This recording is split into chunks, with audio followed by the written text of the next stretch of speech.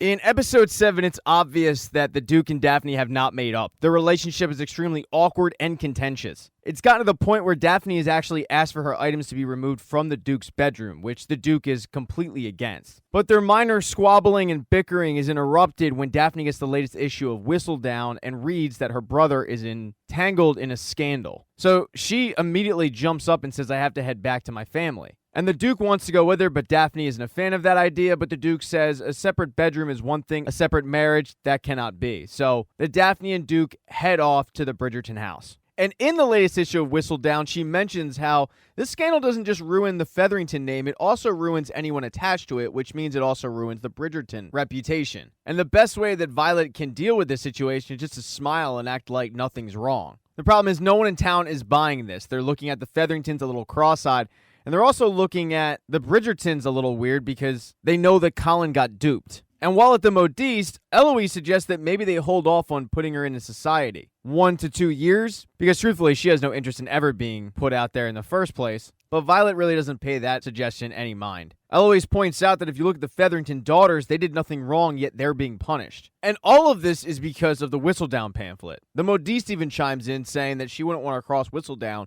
because her word is good as gospel. And that's when Eloise realizes that if Whistledown can ruin a reputation, maybe she can also restore one. So Eloise is now hell-bent more than ever on finding out the identity of Lady Whistledown. But the pamphlet really did a number on the Featheringtons, but also Marina more than anybody. So much so that when Portia takes her to a charity where she can have the baby, the charity actually shuns her, telling Portia that the only way they'll accept her is if Portia makes a sizable donation. So this proves what the Modiste said correct. That night, Daphne and the Duke arrive in town with the Duke dropping Daphne off and the Duke heading to Hastings. And when Daphne walks in, the entire family is surprised to see her, but she tells them that once she read what happened in Whistledown, she came right away. Antony acts like he doesn't need her, but she points out, no, you actually do. The way that Daphne sees it, with her and the Duke arriving back in town, they can go to a party or two, and that's all that everyone will be talking about, including Whistledown. It'll help this scandal involving Colin go by the wayside. But Colin's still pretty upset, and Daphne can tell, and she goes to talk to him where Colin tells her, I really did want to marry her. But Daphne says Marina was a stranger to him. Whistledown knew her better than he did. And Colin fires back that Lady Whistledown knows everybody's secrets. And that's when Daphne says you're lucky to learn her secrets now rather than after your wedding night, kind of implying that everything's not great in her marriage. After her meeting with the family, Daphne heads back to Hastings, and she's there by herself because the Duke spent the night boxing with Will,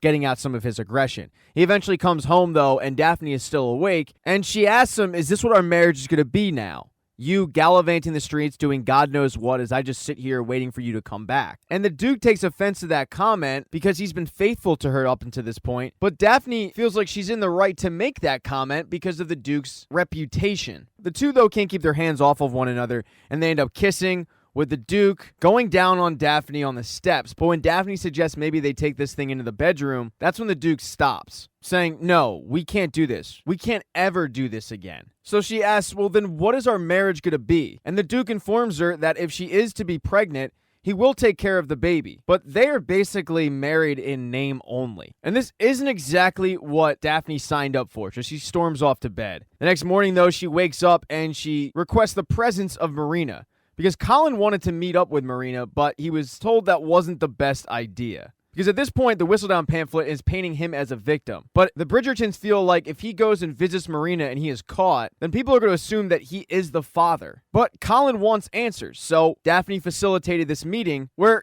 at first Colin doesn't believe that this could possibly be true, but Marina says, no, it is. I am with child. And that's when Colin unloads on her. And she doesn't handle it well, but Colin was truly in love with Marina. And he tells her, the worst part about this is if you had just came to me and been honest, I wouldn't even have thought a second about marrying you. But now, with the lying, kick rocks. Marina then heads home crying, and the Bridgertons need to get ready for a picnic going on that is being held by the Queen. And when they show up, it's just as Daphne had predicted. Everybody is looking at the Duke and the Duchess, and everybody is feeling sympathy for the Bridgerton household. Lady Danbury comes up and welcomes him back into town and even invites Daphne to a party at her house the following night with a bunch of other married ladies in high society. Even the Queen has interest in the Bridgertons, although it's Eloise. She wants to get the latest on her theories on who Whistledown is, although Eloise hasn't cracked the case, and that kind of annoys the Queen. The Featheringtons do eventually show up, and everybody at the party stops what they're doing and stares them down. It's painfully awkward. Eloise actually grabs Penelope to see how she's doing, but all Penelope can think about is Colin.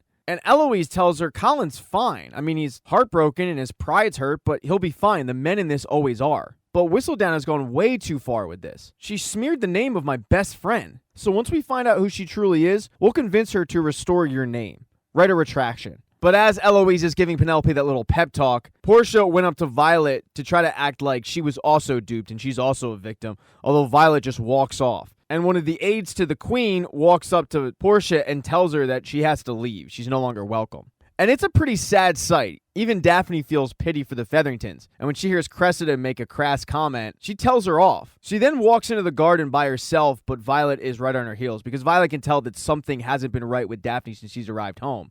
And she confronts her about it, and Daphne rips into her, saying that Violet did not prepare her for married life. She just used stupid analogies and set up Daphne to go into the real world like a fool. Daphne basically blames Violet for all of her marital problems. Daphne's dressing down only stops when the two are caught by Danbury. After the party, though, everybody heads home, including the Featheringtons. They obviously headed home a little bit earlier than everybody else. And Portia lays into Lord Featherington, blaming him for what went down at the party. She then gets word, though, that the Duchess has arrived.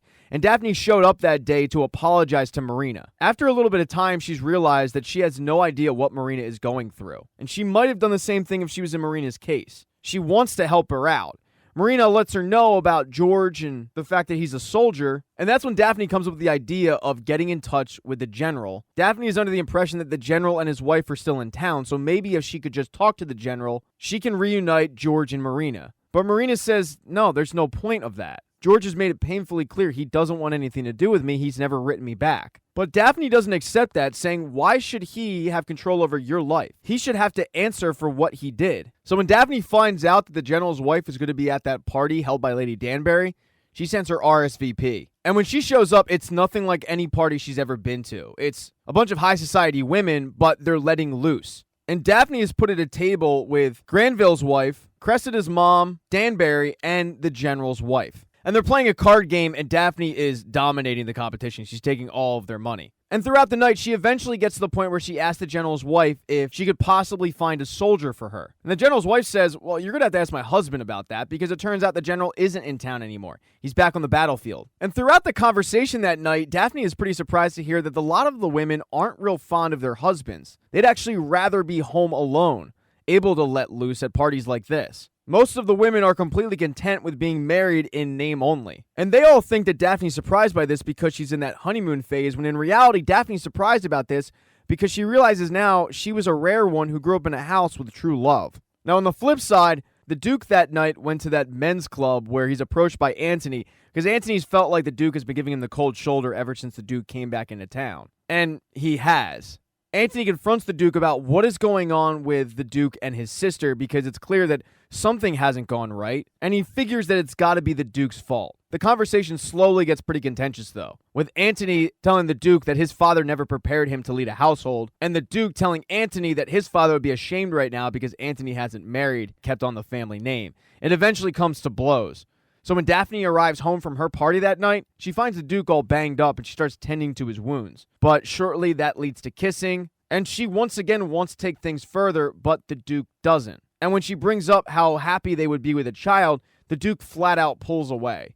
So she asks him, why won't you have kids? And that's when the Duke tells her that it all has to do with the vow he made to his father on his deathbed not to keep the family name together. And Daphne cannot believe that all of this is over a promise made to a guy who's no longer alive. She tells the Duke, you made a promise to me too. You made wedding vows. So you'd rather break the promise to me than break the promise to the guy that's no longer on this planet. And the Duke doesn't really dispel that theory. So she alerts him that she's due to have her period in a couple days, so they'll know pretty shortly what promise he's going to break. The next day, a new pamphlet from Whistledown comes out, and it's all about how the Duchess and the Duke haven't really had company since they've been back in town. But Lady Whistledown theorizes that it's because they're still in that honeymoon phase. She doesn't know yet that it's really because they kind of can't stand each other. But Whistledown omitted the party that the Queen held. So when the Queen reads Whistledown's latest pamphlet and not a mention of her party is in there, she gets really offended, and now Whistledown is in her crosshairs.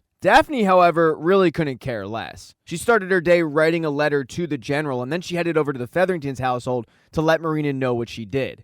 But when Marina finds out that the Duke didn't sign off on it, all of the hope she had is gone by the wayside. Because she feels like there's no way the general is just going to respond to a Duchess without the Duke's consent. She appreciates what Daphne did, but she has no hope. In the other room down the hall, though, Eloise is there talking to Penelope about who Whistledown could be. And the latest theory is she must be a tradesperson. And she's so excited about her new theory and can't wait to tell the Queen that night. But in order to do that, she's going to have to attend a concert, which means she's going to have to be put out in public. And even though she doesn't want to be introduced in society, she cares more about letting the Queen know who Whistledown could be. So that night, Eloise gets all dolled up, and Violet is thrilled, not realizing the true intentions behind this. And all of the Bridgertons head to the concert. Even Colin shows up. He does have an awkward conversation with Granville about what exactly is up with Granville's marriage, and Granville tells him that he's in love with the guy who Colin caught him with, and this allows his wife to really do whatever the hell she wants.